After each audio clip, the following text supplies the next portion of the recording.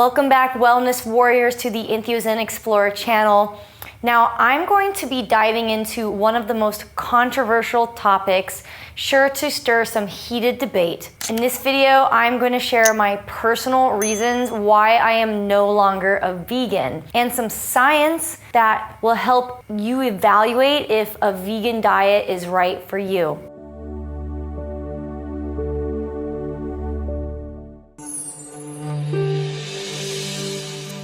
Now, before you shut off this video thinking I'm about to start bashing veganism, hear me out. I'm a huge animal lover and environmental advocate. I'm also a health enthusiast and a scientist. So if you have the courage to explore this topic with an open mind and balanced perspective, I encourage you to keep watching, as your input is equally important in this discussion. A vegan diet has been growing in popularity over the last several years. And while the sentiment of sparing animals' lives and preserving the environment is admirable, I do wonder to myself, is a vegan diet healthy for most people? Is a vegan diet really the best practice to promote sustainable agriculture? So in this video, I'm going to explore some of the nutritional science and biochemistry that helps us shed light on the pros and cons of a vegan diet. And then I will share with you the reasons why, after 10 years of being plant-based, why I am no longer a vegan. Veganism has many health benefits, including increased intake of vegetables, reduced exposure to unhealthy ratios of fatty acids, and reduced exposure to hormones and antibiotics found in meat. We can all agree that these are good things. Stressed out animals produce stress hormone in their flesh, which is not good for us to consume, and grain-fed animals produce different ratios of omega-3 to omega-6 fatty acids that contribute to inflammation. Animal products contain an amino acid called methionine, which is not found in any plant-based foods. And while methionine does have important nutritional functions in the body, it also has been associated with shorter lifespan in animal studies. Now, unfortunately, there's a number of things that plant-based foods just can't do for us. There's a handful of nutrients that are either flat out missing, or they are scarce or in hard to absorb forms in plants. I mentioned methionine earlier, and while increased consumption of methionine is associated with a shorter lifespan, it's also an important nutrient for a number of things, such as building muscle tissue and creating important molecules like SAMe and glutathione. It's one of 2 amino acids that contains sulfur, and unfortunately, the body cannot make methionine, and it must come from the diet. Creatine is another great example of a nutrient that you can only get from animal products. So important for a number of different things, such as neurotransmitter production, digestive health, skin support, and brain health. And then, of course, there's the infamous vitamin B12 that all vegans already know about as something they should supplement for. Vitamin B12 is crucial for brain and nerve function, as well as the production of red blood cells. You also cannot get vitamin D3, taurine, carnosine, or DHA from plants.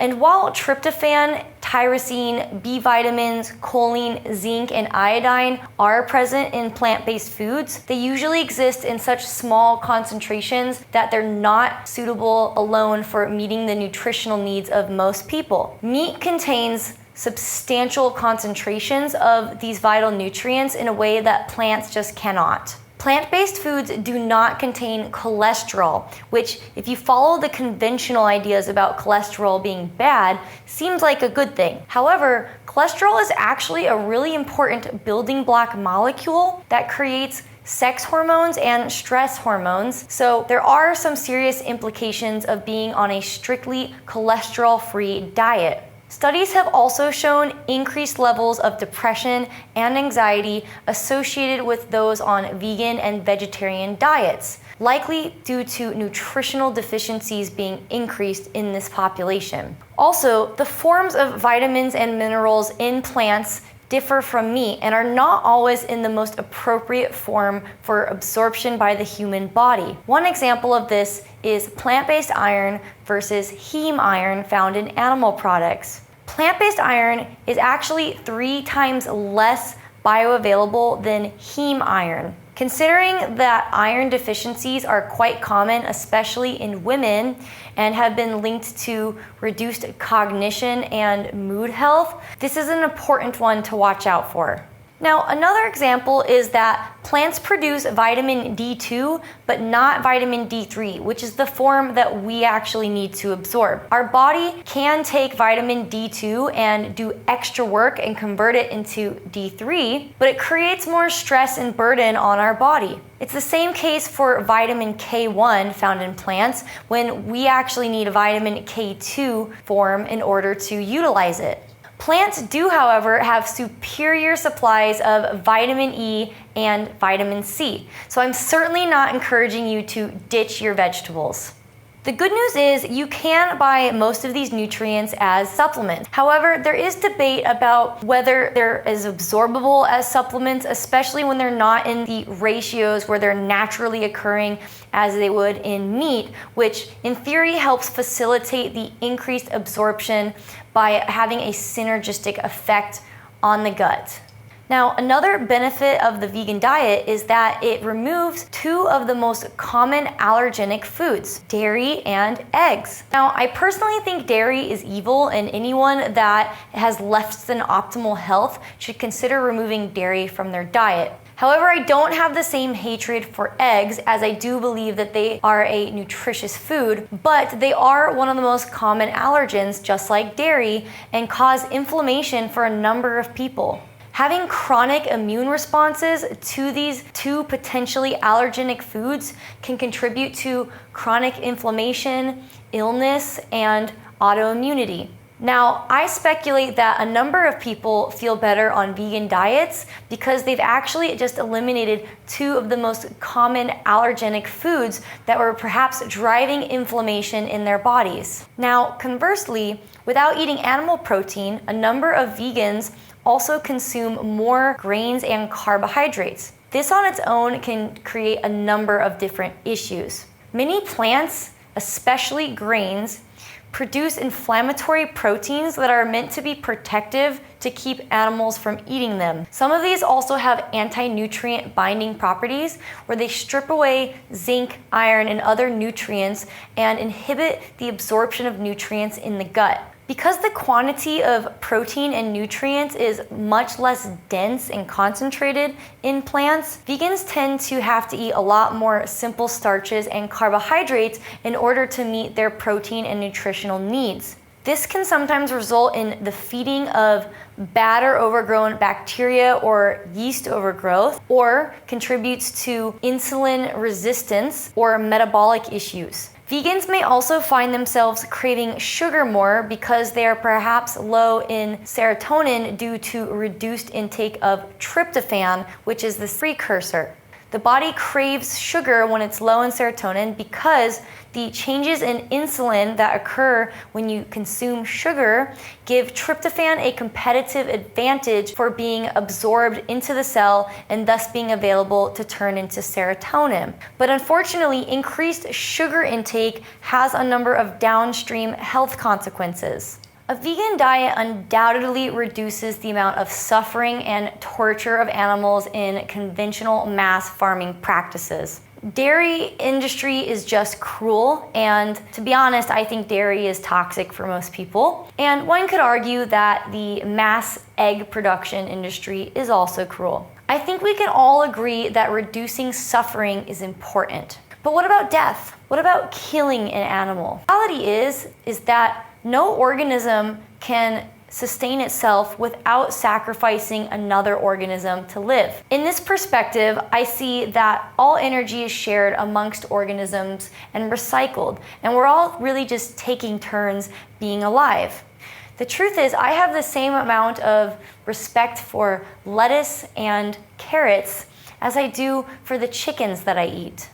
What matters the most to me is that an organism can live a peaceful and fulfilled life, and that ideally, when it is time for it to be harvested, it will only experience brief moments of fear and pain before it dies. That's all anyone could ever wish for that's going to die, including myself. For years, I suffered with Lyme disease, gut dysbiosis, depression, PTSD, food allergies, fatigue, and pain. I had just become vegan. My symptoms emerged as I began to eat more refined carbohydrates such as breads and pastas. 10 years, I struggled with low energy, poor concentration, depression, pain, and lack of functionality.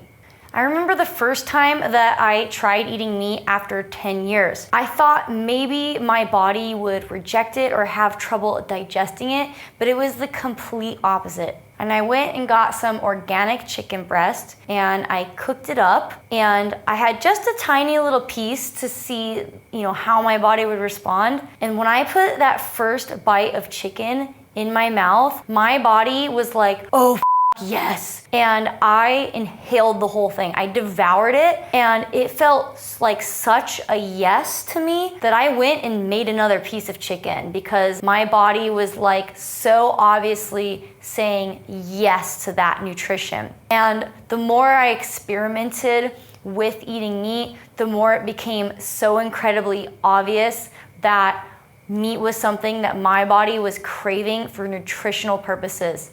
The more meat I was eating, the healthier and stronger I was feeling. It was undeniable. After a couple of years of just eating humanely raised organic chicken, I actually incorporated small amounts of fed beef on occasion to my diet as well, which has also had tremendous health benefits for me. Beef equals medicine.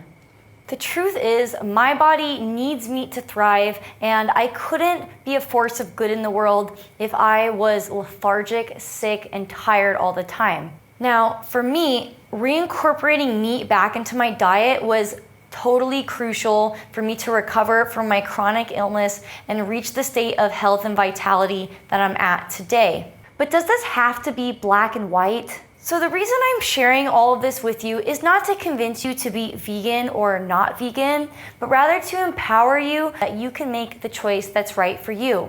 I think ultimately we're going to need to move away from a black or white thinking about veganism. Perhaps we can choose to eat meat from conscious ethical sources. Perhaps we can pay respect and gratitude to each creature that is sacrificed for us to sustain ourselves. Perhaps we can choose vegan alternatives when we wish to indulge in something and save eating meat for when we actually have a nutritional need for it. Overall, I'm not here to convince you. I'm just here to share information about my personal journey with eating meat and being vegan, and some of the pros and cons of being vegan as far as the consequences for your health. If you enjoyed this video, be sure to give us a like and please share with us in the comments what your thoughts are about a vegan diet. Be sure to subscribe to our channel if you want to get weekly updates on the videos that I release, and smile on, my warriors. I love you guys. Mwah!